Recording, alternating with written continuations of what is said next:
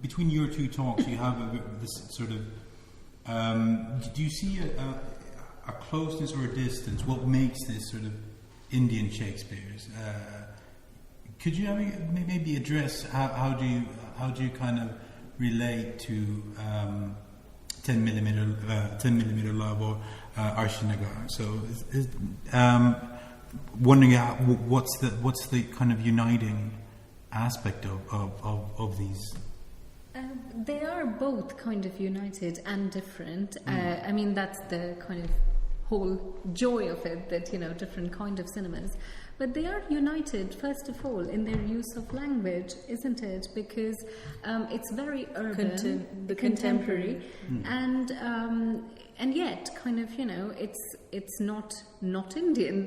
This is what Koil was saying that she speaks like when I am in India, and if I'm speaking to someone, kind of, you know, even to Koil sometimes. Yeah, we'll be slipping Hindi and English and kind of, you know, talking like that, and neither of it is very kind of, you know, pure as Bollywood sometimes uses. So I think with both of these films, what is uniting them is this really urban vocabulary that is being used.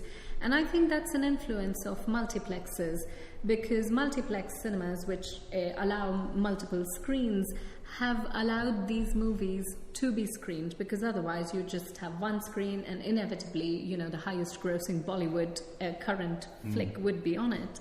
But multiplex audiences are kind of, you know, you can devote a screen to these movies, and I think people who are flocking to the multiplexes would be young, urban, middle classes, and this is kind of, you know, a movie that is designed to appeal to their senses. I think more importantly, presently especially, any Shakespearean film in India is talking about Indian issues. You know, Shakespeare is not a cultural icon or something to be revered or held in awe anymore.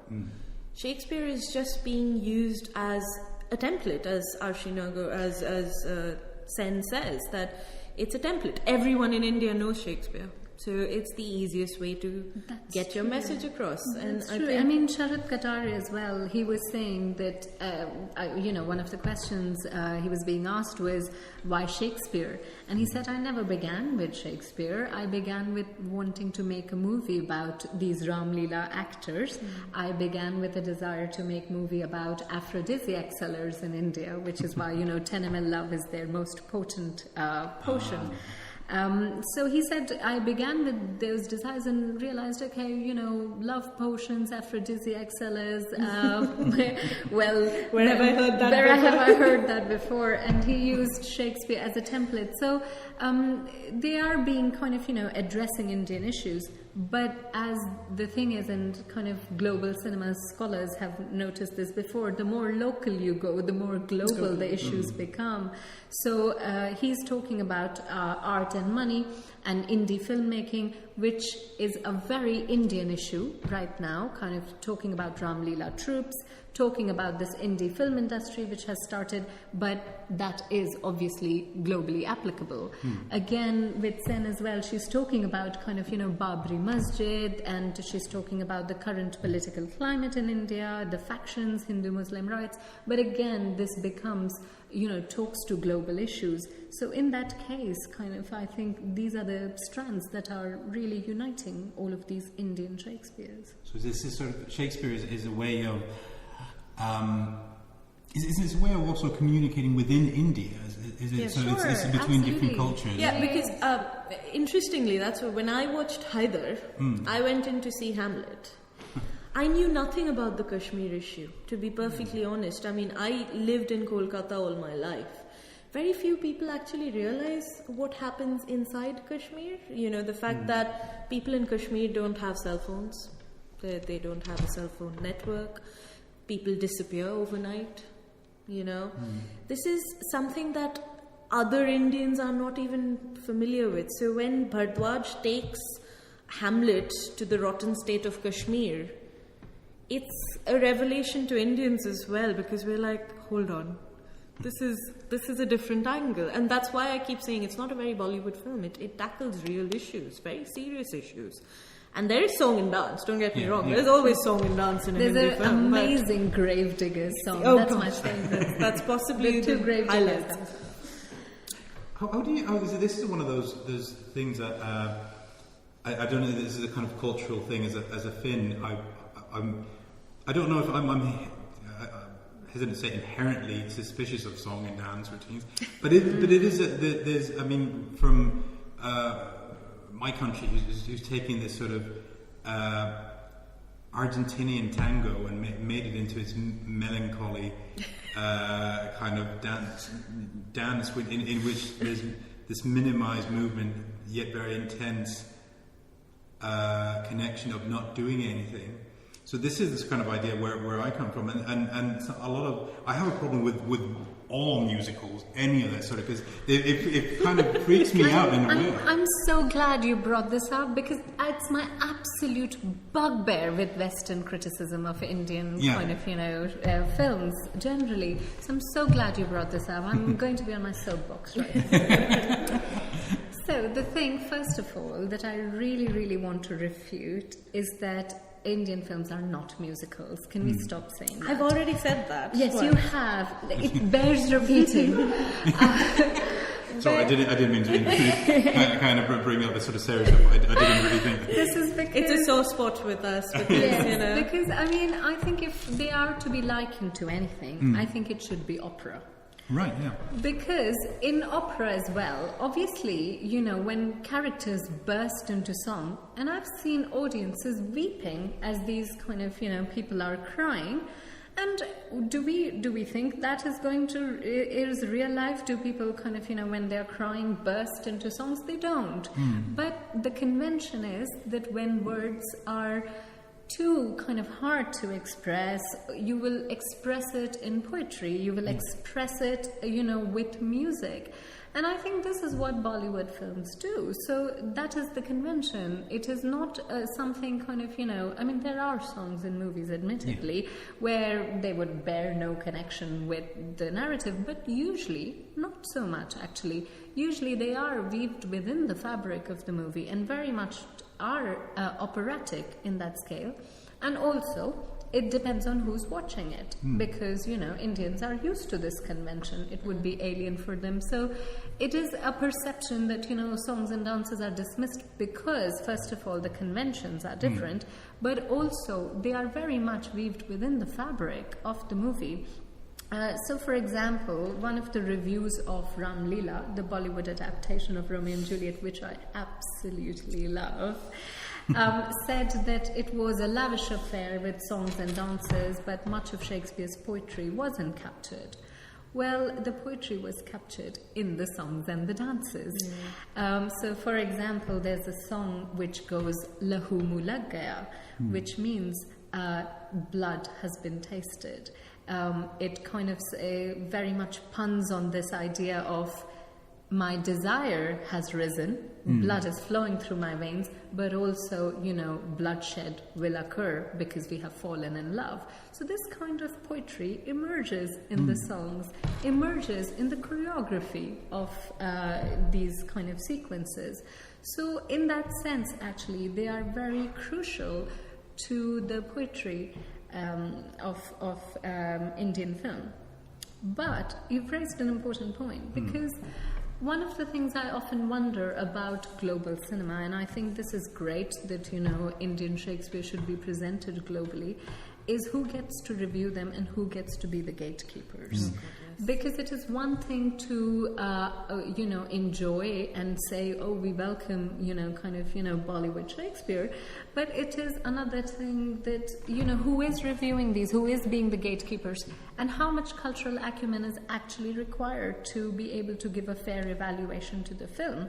So if reviewers are not going to go in with this cultural knowledge and are going to go in not with an open mind, but with a mindset saying, oh, frivolous song and dances, or we're not going to interpret it, then that is a problem. So I think, There's, can I just interrupt here? There's also a problem with monolingual critics, kind of like, an audience that does not understand the nuances of the language. Yes, subtitles are there for most films. Yeah. But for example, in Omkara, and this is one of my pet peeves, so this is my soapbox here. So in Omkara, the subtitle seems to indicate that Emilia, so Iago's wife, is Othello's sister, Omi's sister. That's not true. I mean, it's indicated because the language says that you think of me as a sister. There's a huge difference. So when a Western critic kind of tries to draw some kind of conclusion on the fact that Othello and Iago are related, that's not true. Yeah. They're not, related at all. So I feel it's very important for people like Varsha, myself, Preeti, Thea, who understand the different nuances of the languages, who understand the meaning. The fact that Sen has used the word rishtedar instead of the Hindi word for cousin, which is a direct homage to Shakespeare. This is something that only a multilingual critic can probably gauge. Yeah. So it's very important. And this happens very much so in songs, because that is all about poetry. Yeah. So there it becomes very tricky as well. And, I'm by no means suggesting that, only kind of Indians should be evaluating these films. But yes, multilingualism is important, and it is important or some kind of background to the culture. Some kind of cultural background and some kind of familiarity or well-versedness in the film industries themselves, because, you won't be able to see the echoes otherwise. I was wondering about this situation that it turns into kind of looking at these genres in these sort of ways, or putting into this sort of box.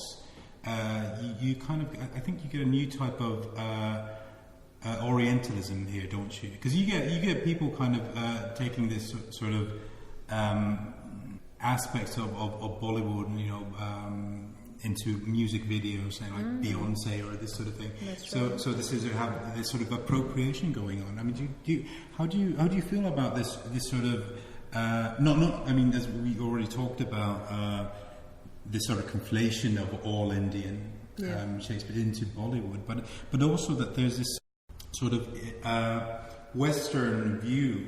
And I think one of these that comes with this sort of Western view is particularly in the 90s and the 2000s. This sort of hyper or kind of sense of reality in which traditional and even traditional for Western cultures, this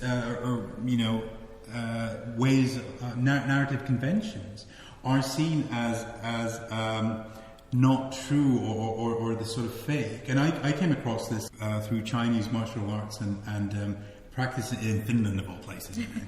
And when the movie Crouching Tiger, Hidden Dragon came out, and you had this sort of people were just when I was teaching it, people came up to me and said, "Oh, well, so do you teach flying then?" As they were flying in this movie, and this is sort of.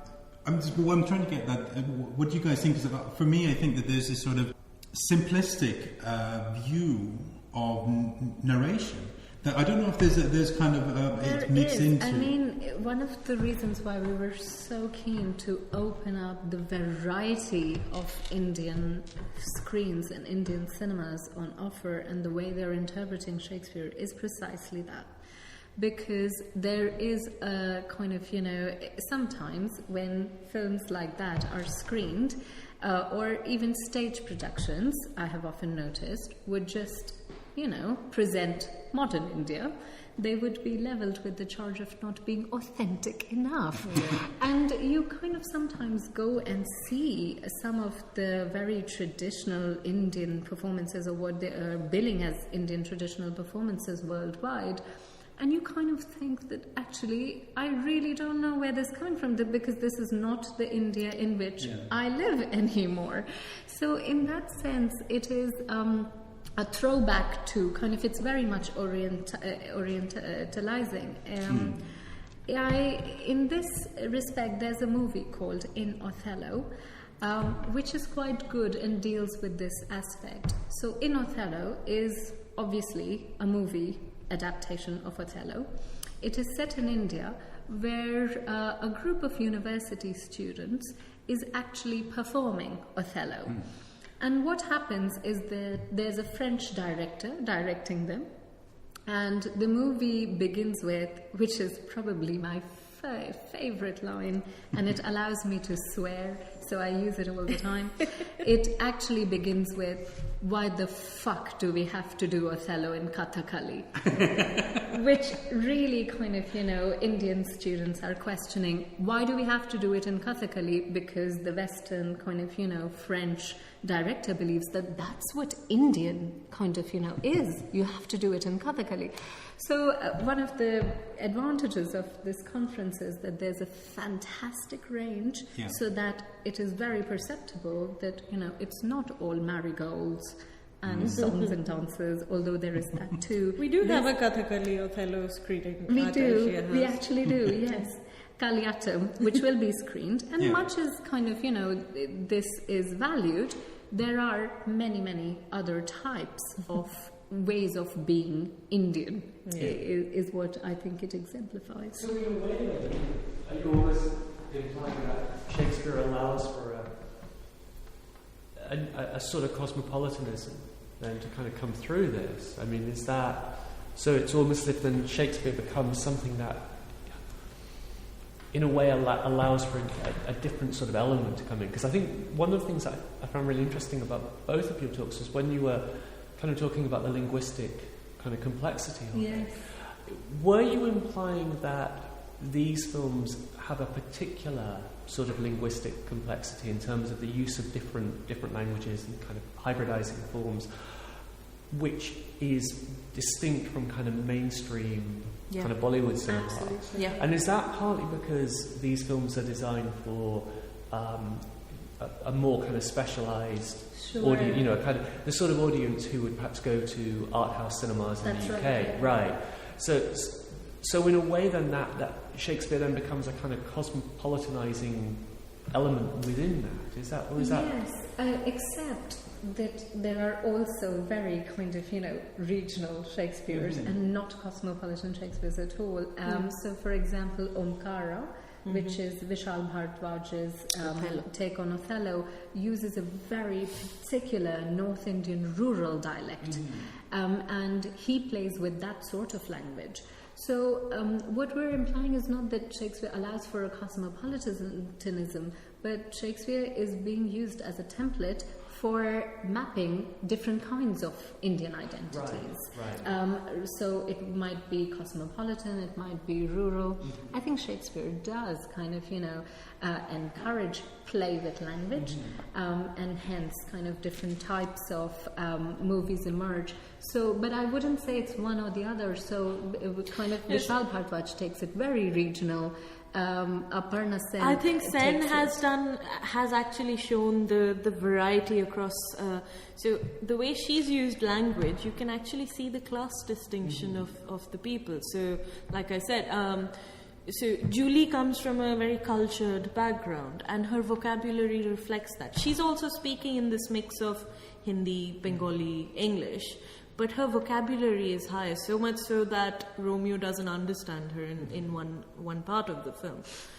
Because he's uneducated, and there's a part in the film where his father castigates him, saying, "You've been in the same fourth year for the last 5 years," or something like that. So the way Sen has used, and I found this very peculiar, peculiar in a good way, because it's very real. I mean, that's the kind of society that I'm used to, where someone's language can tell you about which part of India they come from, what their background is, what their educational background. I don't know about Mumbai, but in Calcutta, there's this particular snobbishness about which school you go to and which college you go to, and so anyone who's gone to, say, a particular first-year college kind of set will speak in a certain way, and we recognize each other from actually hearing how they talk. So India is very complex in terms of language, and that I find it fascinating that people like Bhardwaj and people like Sen are using that, and it's real.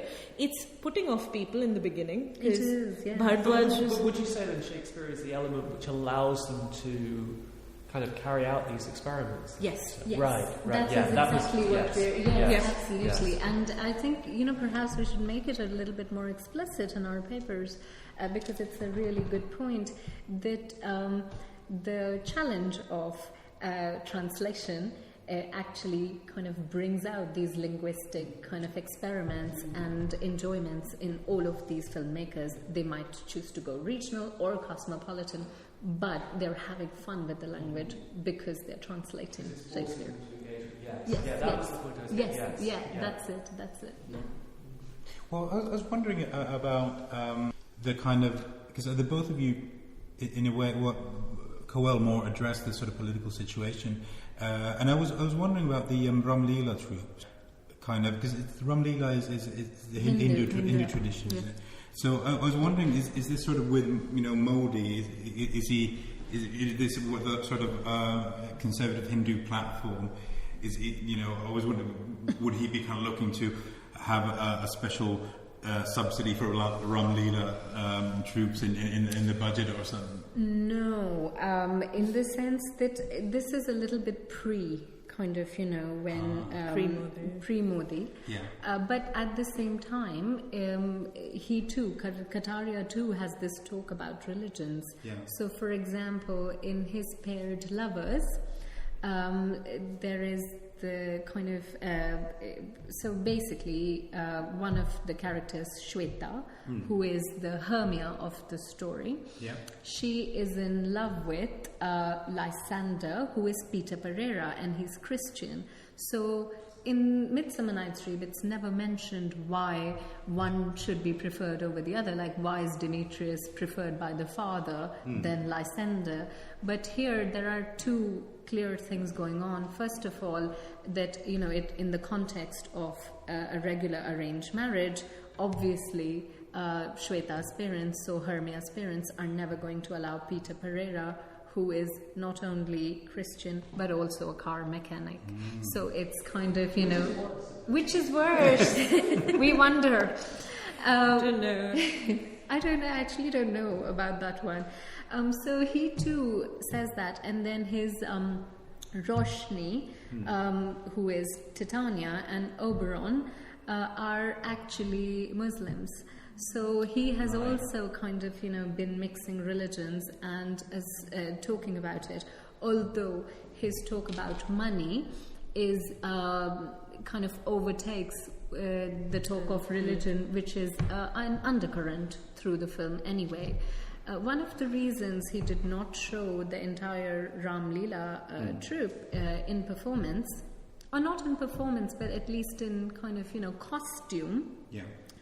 Although he had invested money in costumes, is because he obviously, Bottom is frolicking with Titania, the Muslim girl, and if you have a costume of a Hindu god Hanuman frolicking in the woods with a Muslim Titania, that would be very problematic, and he didn't want his film to get into that.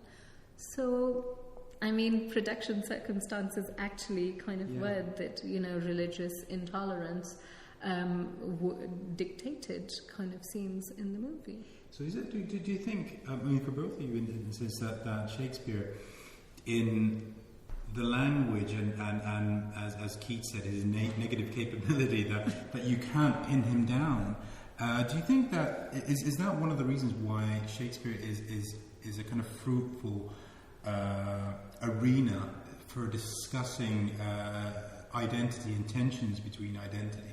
Because it's as a massive country as India is, there's so many different things happening, and even from where I come from, which is a minuscule country compared to that, we still have these sort of tensions, cultural tensions, which are trying to be paved over by a kind of nationalism in a way. Do you think that Shakespeare, in sort of Shakespeare's, in a way that sort of that you can't tie him down, proves to be a helpful kind of? Shakespeare is a matter of tension still in India. Yeah.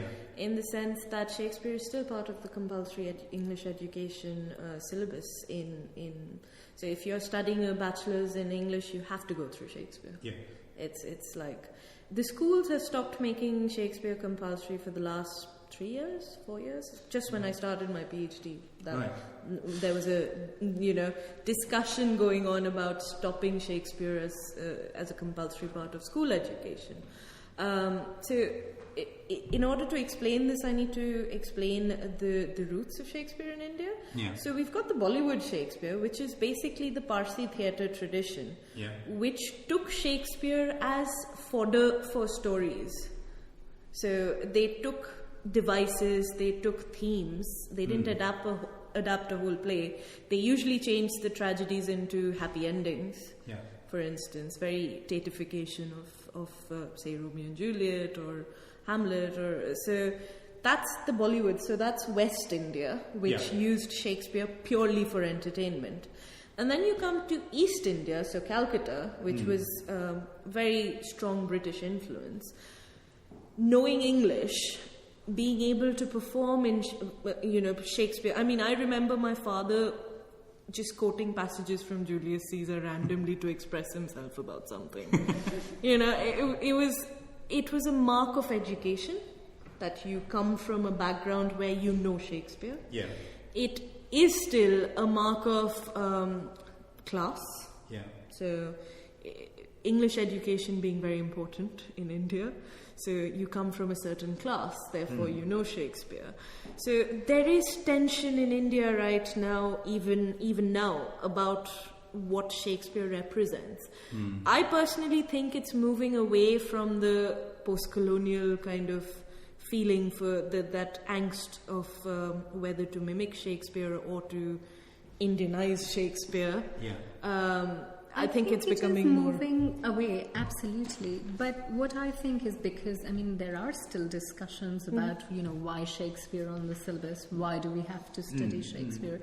And as you say, knowing Shakespeare is, it's as if, why are you studying English literature and Shakespeare? Oh, okay, so, and especially in Britain and so on. So there's still this, nobody really means it, but there's still kind of, tensions and jibes that you will hear, and knowing Shakespeare is something kind of, but that's also... But but I think we are moving away from post-colonial sort of responses to it. But I think a part of why Shakespeare is being used in this manner to negotiate between the different identities of being Indian is precisely that. Because one of the kind of things is asserting your own identity, saying that actually we're not bothered about Shakespeare's language. What we're going to do is use our own idioms, use our own regional languages. So I think it is not aggressively post-colonial, but part of the post-colonial program saying, oh, well, I think we'll perform Shakespeare in our language then. Or even kind of, using things like Ram Leela, which are the indigenous theatre forms which died down because of emulation of Western theatre forms. So in a very funny irony and in a very cheeky post-colonial move, now Shakespeare is being used as a vehicle for promoting these kinds of theatrical forms. So it's natural that Shakespeare would be used for talking about identity politics, because we are talking about Shakespeare in terms of identity politics. But that's what I was trying to say. Identity politics is also very difficult in India, because in Calcutta, knowing Shakespeare is actually a good thing. But if you go to, say, Bombay or Delhi, if you say that I know Shakespeare or I'm studying Shakespeare, they'd go like, okay, so are you trying to show off? So the reverence for Shakespeare can change from, if you go to Kerala, for example, Malayali language reveres Shakespeare. It's like people still have traditional English performances of Shakespeare, and they want it authentic in the 18th century style. They're very serious about their Shakespeare. So identity becomes an issue every state you go to in India, and how people relate to Shakespeare is also very interesting when you go to the different parts of India. So there's a bit kind of, besides those kind of geographical differences and religious differences, you also that again touched upon is the class distinction as well, which particularly in the 10 million lobby that came out. There's class distinctions in this film as well. That's one of those.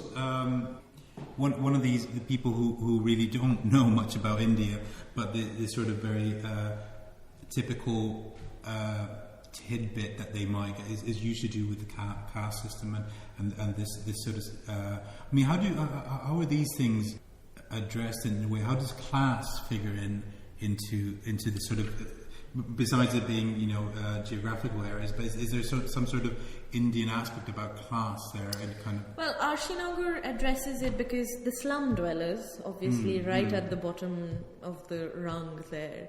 And Sabir Khan, Juliet's father, is a very powerful businessman with links to politicians.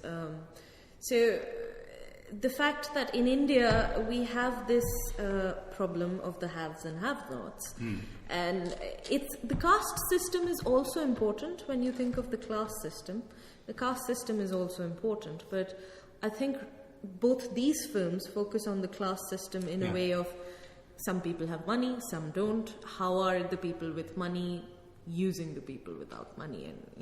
And that's the way that and the freedom to kind of artistic freedom is not available if you don't have money, or the fact that you are not free to love a car mechanic is very much kind of a persistent theme, and money enters the discourse of the film really, first beat, because the car mechanic Peter Pereira's friend says to him that money is a luxury. If you don't have money, you can't basically think that love is available to you. So these films therefore kind of negotiate a boundary, but again, like Shakespeare is being used for all of this identity politics. One, because Shakespeare is taught in school, so many people would be exposed to Shakespeare stories and templates, so of course he becomes a source of inspiration.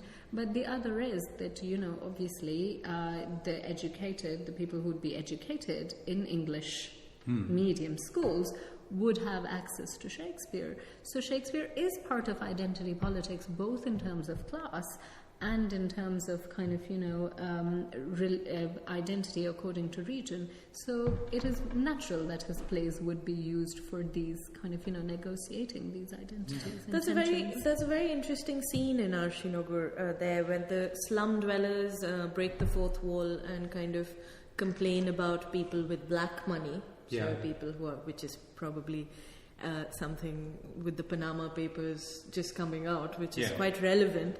But people with black money working with politicians to basically try to obliterate the slum dwellers, which is an interesting kind of commentary when you think about the fact that I was watching the film at a multiplex. The Khans and the Mithers are trying to destroy the slum in order to build a multiplex. So there's this. It almost makes the audience complicit in this whole cycle.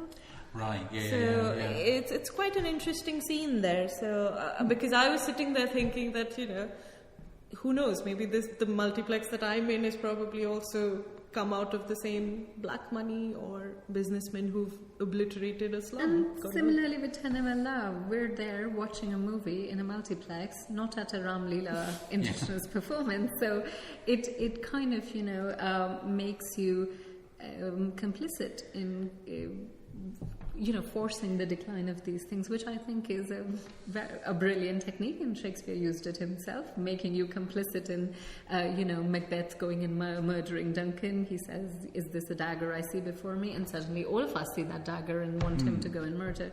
So I think this is also a very kind of, meta-theatrical Shakespeare technique of involving the audience. Just because I think we're getting knowledge, but a very quick question. I was wondering, kind of reactions to, because particularly about the Arshinagar, is that the Romeo, Rono is 30, and Julia is half his age. Yeah. And I was wondering this sort of tension, and particularly addressing these issues of women in modern India, and how.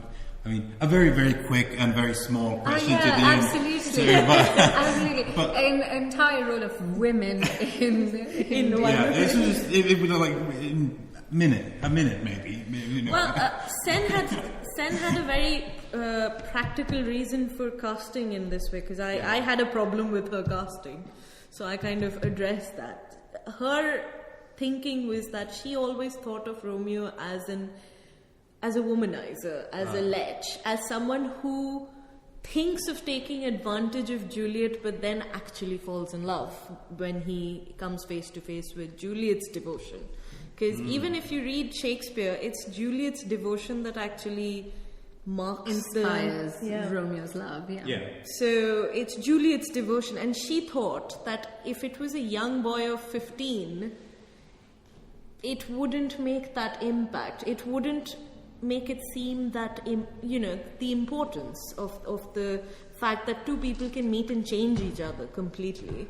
So she wanted it to be an older Romeo, someone who's seen the world a little, someone who's seen women a little, and therefore gets impacted by this, the purity of the love. Yeah. So she had a very practical reason for it. Now, would you want to take on the more serious? I just want to kind of say about women in Shakespeare films, or in Omkara especially. Women take on a very central role, so I won't give the ending away, but it's changed, and it's changed so that women become very powerful agents in the story, more so than Shakespeare's plays. Do you see kind of this is a way of in a way, as we actually spoke before, not just the filmmakers, but even you, while you're talking, you're kind of taking this issue, as you said, for yourself, and changing the world in that way. But not enough. Yes, there are powerful characters in Omkara. Yes, Taboo is probably the best cinematic Gertrude I have seen ever. And I see Hamlet a lot because it's my favorite play. So all of these kind of powerful roles for women exist, but still, look at it. Kind of, we're inviting a team of Indian Shakespeare's sort of, and they're all men. In a project organized all by women, they are all men. And it's not like we don't respect them, of course, but it would be great if we had an equivalent women team to choose from. There aren't enough. Aparna Sen stands kind of, alone in this, and I think the new winner of the microwave competition, who's making The Hungry, is a woman, so that's great. And again, I want to see how she deals with Lavinia's rape in the aftermath of the Delhi rape news story that shook the world. So, there are strong women characters, but I would argue that there aren't still enough women in Shakespeare's India, or India as Shakespeare. Well, here's hope that you're playing a central role, and hopefully the next generations will be a different one. And that is our hope. Yes. And we're getting tired. I think this is maybe a good time to call an end to this. Yes. Thank you very much for coming. Thank you. Thanks for having us. And just to remind everyone, go check out www.indianshakespearesonscreen.com. Also on Facebook, Shakespeare in Bollywood, and Twitter at Shaksbolly with an X. You can find out more information about our lovely speakers and that interesting project that they're working on, and will be continue working on after the conference. Right. Yep. But go get your tickets to the conference and come see those fantastic films. Thank you very much for coming. I hope we have you guys again. Thanks. Thank you.